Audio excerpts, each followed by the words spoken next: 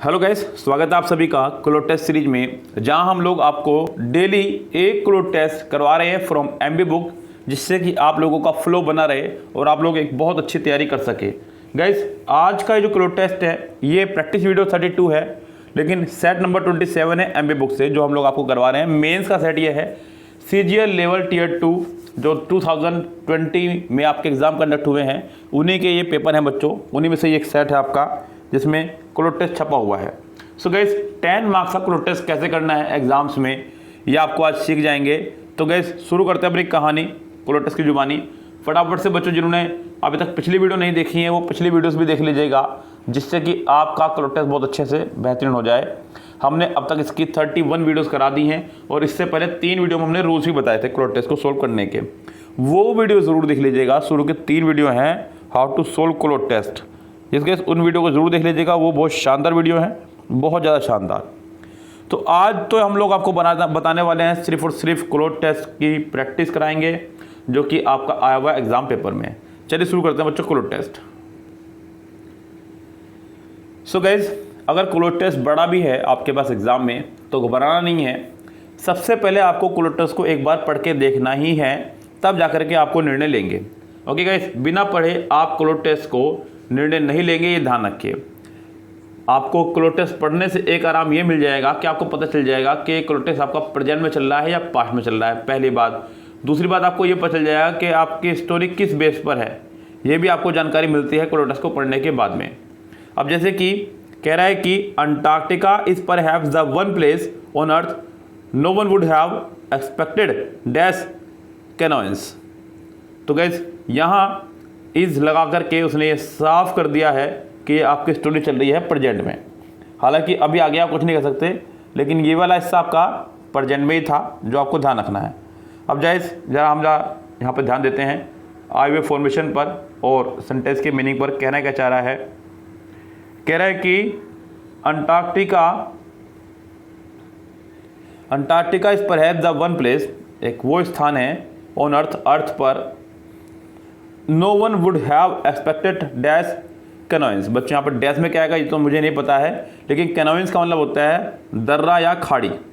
दर्रा या खाड़ी मुझे पता है कि यही वर्ड आपके लिए थोड़ा सा दिक्कत वाला था और ये मैंने आपको बता दिया। And yet scientist were surprise to dash deep crevice that run for hundreds of kilometres. तो गैस, साइंटिस्ट जो हैं हमारे वर सरप्राइज, आश्चर्यचकित थे, टू डैश डीप क्रेविस। तो गैस, यहाँ पे डीप मतलब गहरी, क्रेविसिस मतलब दरार को देख करके, that run for hundreds of kilometre, जो कि 100 ऑफ किलोमीटर तक जा रही थी। Dash they are not visible at the snowy surface, तो वो विजिबल नहीं थी स्नोवी सरफेस पर। Dash trench cut deep into Antarctica, बच्चों ट्रेंच बोलते हैं खाई को। The biggest dash canyons is over 350 kilometre long, जो बिगेस्ट डैश थे कैनोइन थे यहाँ पे। कैनोइन बच्चों ने भी बताया आपको दर्रा या खाड़ी थी। It's called foundation through dash canyons are not as long but they are dash too. These canyons were found with the help of radars dash scanning the wide expanse of the frozen continent. Dash are incredibly important because they help control dash flow of the ice. तो कैसे यहाँ पे बात हो रही है दरार की, दर्रों की, इन सब चीज़ों की बात हो रही है इस सेट में। और मोस्ट ऑफ द स्टोरी जो आपकी प्रेजेंट में चल रही है, तो यहाँ थोड़ा सा घबराने की बात कम है। और करना कैसे इसको अब हम लोग बात करेंगे इस विषय में, बस आप लोग जुड़े रहिएगा। पहला वर्ड जो आपके सामने है, कह रहा है कि अंटार्कटिका। अच्छा, आप लोग अगर मीनिंग में ना निकाल पाएँ बच्चों एग्जाम्स में, क्योंकि मीनिंग निकालना बड़ा मुश्किल काम है पूरी की पूरी स्टोरी का, तो बिना मीनिंग के कैसे करना है ये भी सीख लीजिएगा आप लोग। इसका मीनिंग तो मैं इसलिए बताता हूँ जिससे कि आपको थोड़ी आसानी पड़ जाए एग्जाम में, अगर क्लोट टेस्ट रिपीट हो जाए तो कम से कम आपका पढ़ा हुआ हो। ओके गाइस, और आप लोग मेरे से पहले भी आंसर देने की कोशिश करते रहा करें। मैं जब करा रहा होता हूँ तो अपना स्कोर चेक करते रहा करें, बिना किताब में देखे, ईमानदारी से। अगर किसी के पास बुक है तो बुक में मत देखे, और किसी ने अगर पहले कर रखा है तो बहुत अच्छी बात है, लेकिन आप लोग अपना स्कोर जरूर चेक करा करें, जिससे कि आपको पता चले कि आप कितने पानी में हैं। ओके गाइस, चलिए फिलहाल शुरू करते हैं। कह रहा है कि Antarctica is perhaps the one place on earth no one would have expected dash canyons. अब गाइस, यहाँ पे एक्सपेक्टेड आपका एक वर्ब है। क्या आपका ये एक वर्ब? तो गाइस, नीचे भी जो दिए गए option finding, found, to find, find, ये भी आपके वर्ब है। और मैंने आपको कहा है हमेशा कि वर्ब से वर्ब को जब कनेक्ट करना हो तो हम लोग इस्तेमाल करते हैं टू का। किसका इस्तेमाल करते हैं? टू का। एक्सपेक्टेड के बाद डायरेक्ट वर्ब नहीं आ सकती है, और अगर आनी भी होती तो फिर वो जिरेंट फॉर्म में आती है, लेकिन एक्सपेक्टेड के बाद जिरेंट फॉर्म में वर्ब आया नहीं करती है, तो आपके पास आएगा टू प्लस वर्ब की first form. Two plus verb की फर्स्ट फॉर्म, जो कि हमारे पास एक ही ऑप्शन है, वो है आपका टू फाइंड। क्या बच्चों? हमारा टू फाइंड। तो 11 का आंसर हमारा हो जाएगा बिल्कुल बेफिक्र 11 का सी। ये बिल्कुल फ्री के नंबर थे। फ्री के नंबर मतलब इसमें ज़्यादा मेहनत नहीं करनी थी। And yet scientist were surprised to dash, scientist बड़े सरप्राइज थे टू डैश डीप क्रेविसीज। तो गैस डीप क्रेविसीज मतलब दरारों को देख करके, पा करके बड़े आश्चर्यचकित थे। To discover, to invent, to explore, to search, ये ऑप्शन आपके पास में बच्चों है, ध्यान दीजिएगा। यहाँ पर कह रहा है कि टू डैश, अब बच्चों ध्यान दीजिएगा, यहाँ पे साइंटिस्ट बहुत आश्चर्यचकित थे टू डैश डीप क्रेविसीज। बच्चों इन्वेंट का मतलब होता है वो चीज़ जब आपने कोई चीज़ इन्वेंट की हो, मतलब थी नहीं, आपने बनाई है। डिस्कवर मतलब थी लेकिन आपने ढूंढी है। अंतर समझिएगा बच्चों डिस्कवर और इन्वेंट में। डिस्कवर मतलब वो चीज़ जो थी तो धरती के पास ही या फिर हमारे पास ही, लेकिन हमें नहीं पता थी। जैसे कि पेट्रोल डिस्कवर है, जैसे मिट्टी का तेल डिस्कवर है, पानी डिस्कवर है, तो ये सब चीज़ें डिस्कवर हैं बच्चों। लेकिन अगर मैं बात करूँ mobile phone, AC, TV, fridge, ये सब इन्वेंट है, इसको बनाया गया है, ये धरती पर नहीं थी, ये दिमाग से बनाई गई हैं पब्लिक के। तो गैस ऐसे आपका डिस्कवर यहाँ पर आना चाहिए। तो साइंटिस्ट बड़े आश्चर्यचकित थे टू डिस्कवर, क्योंकि यहाँ पे बात हो रही है ढूंढने के अर्थ में, पाने के अर्थ में। यस मतलब जैसे होता है ना, मतलब देख करके या पा करके, तो बहुत आश्चर्यचकित थे पा करके deep crevices that run for the 100 of kilometre, जो 100 किलोमीटर तक जा रही थी ऐसी दरारों को देख करके। बच्चों सर्च यहाँ पर नहीं लगा सकते थे क्योंकि सर्च के बाद ऑफ हमेशा आया करता है, जो कि यहाँ पर ऑप्शन में नहीं है। तो आप यहाँ पर लगाएंगे सिर्फ और सिर्फ डिस्कवर, टू डिस्कवर। चलिए जी, to discover deep crevices that run for 100 of kilometre dash they are not visible at the snowy surface. कह रहा है स्नोवी सरफेस पे वो नहीं दिखाई दे रही थी। इन केस ऑल दो सिंस बिकॉज। अब बच्चों यहाँ पे अगर मैं इन केस लगाता हूँ तो ये तो खैर एक से ला तक नहीं आएगा, ये ध्यान रखें, क्योंकि इन केस जो है आपका एक प्रपोजिशन है। क्या बच्चों ये आपका, तो यहाँ पे नहीं आएगा।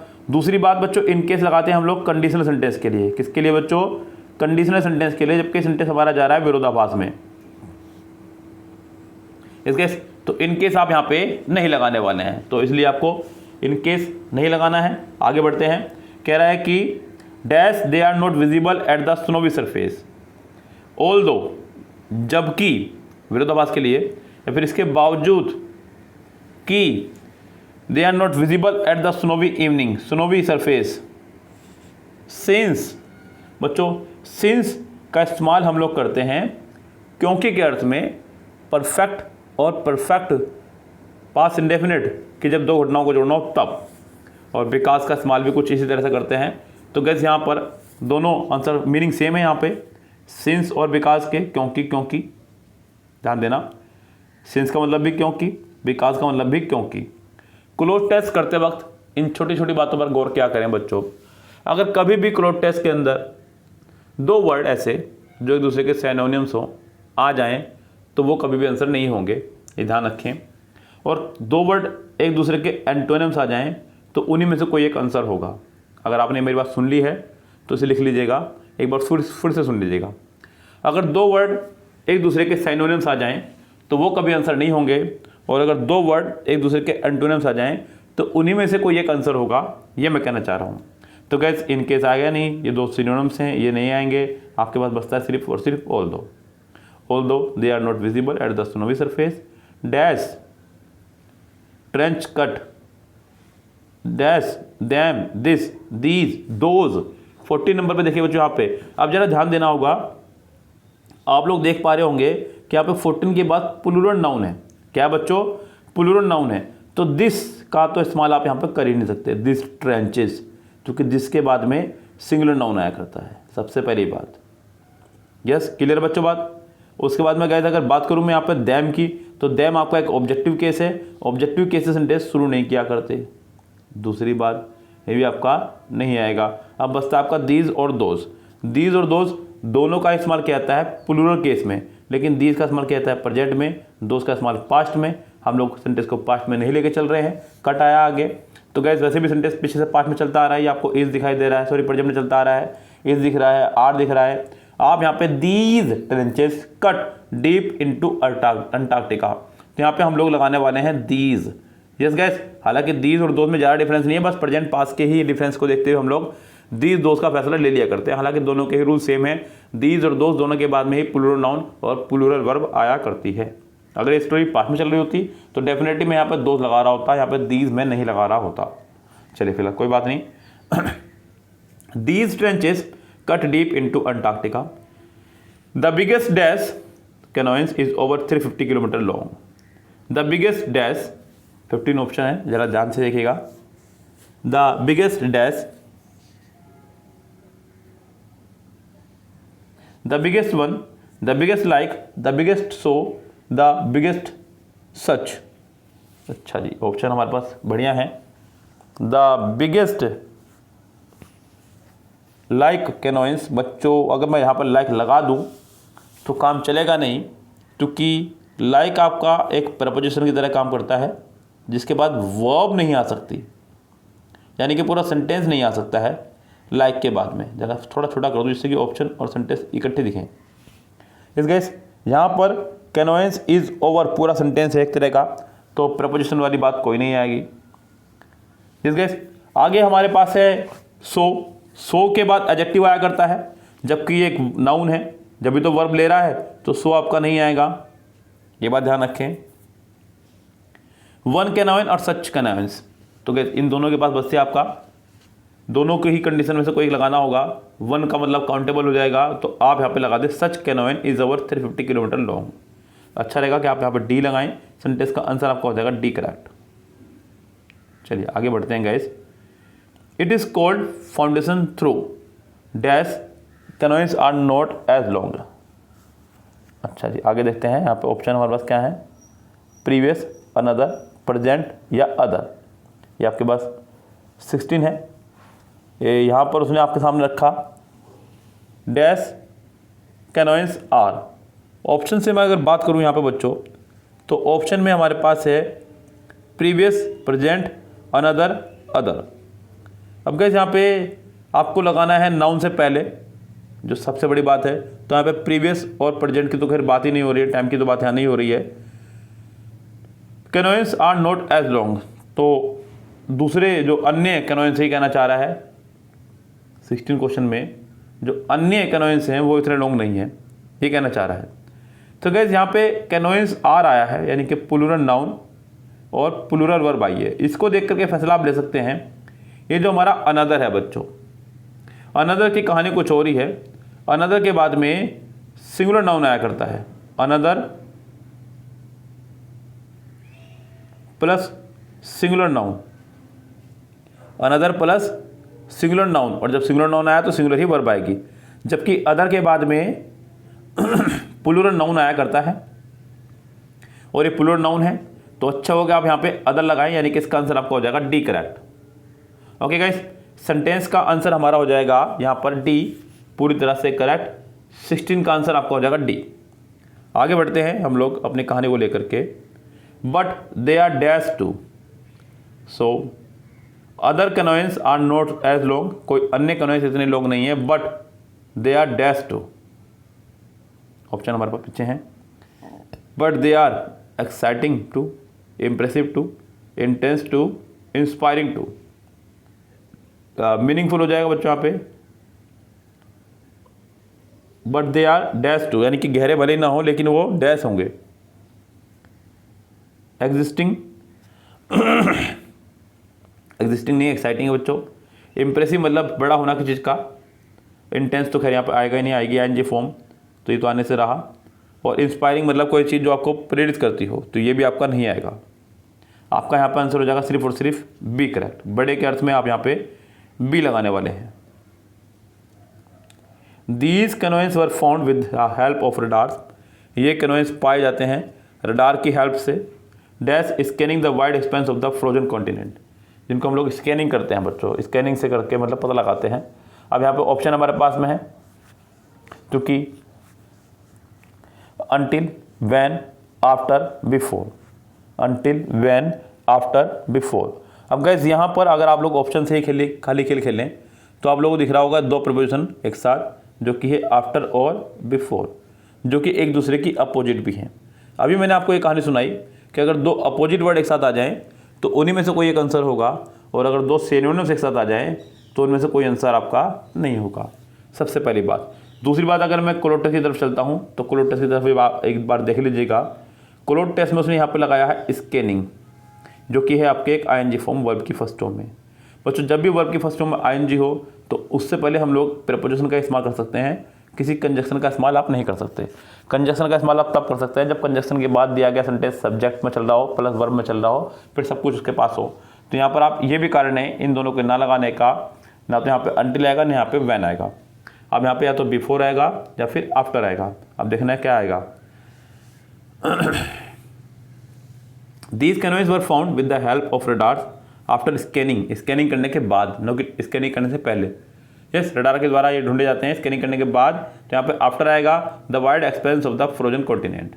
Dash are incredibly important, dash are incredibly important, dash this that they them. अब यहाँ ध्यान दीजिएगा, दिस दैट को पहले पकड़ लेते हैं कि ये आ जाएंगे, नहीं आएंगे, क्योंकि आपके पास वर्ब आ रही है प्लूरल। प्लूरल वर्ब के लिए आप दिस दैट का इस्तेमाल नहीं कर सकते, बिकॉज दिस दैट का इस्तेमाल हम लोग सिंगुलर के लिए क्या करते हैं, तो आपका ये मजबूरी नहीं लगा सकते हैं। दैम आपका नहीं आ सकता बिकॉज ये ऑब्जेक्ट है, सेंटेंस की शुरुआत में नहीं आ सकता है। अब तो आपके पास कुछ बचता ही नहीं है दे के अलावा, तो आपको दे ही लगाना होगा, मजबूरन आपको दे लगाना होगा। आगे देखिएगा, they are incredibly important because they help control the flow of the ice. क्योंकि मैंने आपको बताया है आर्टिकल के अंदर प्रपोजिशन से पहले अगर कोई नाउन आ रहा है तो उस नाउन से पहले आपका दा जरूर आएगा। तो गैस यहाँ सेंटेंस में आपका दा आएगा, आपको ज़रूरत ही नहीं है ऑप्शन देखने की। ऑप्शन सिर्फ इसलिए देख रहा हूँ जिससे कि बता दूँ कि कौन सा नंबर पे है दा। सी इसका आंसर हो जाएगा बच्चों। क्या आंसर हो जाएगा इसका? C correct. तो गैस उम्मीद करता हूँ कि क्लोड टेस्ट आपको समझ में आया होगा। जिन बच्चों ने कभी इसको किया हो या आज ही मेरे साथ किया हो और गलती की हो पकड़ने में, तो ये मेथड अपने पास रखेगा, आपको खूब अच्छे से काम आएंगे। फिलहाल हम चलते हैं, लेते हैं आपसे विदा। Good bye, have a nice day.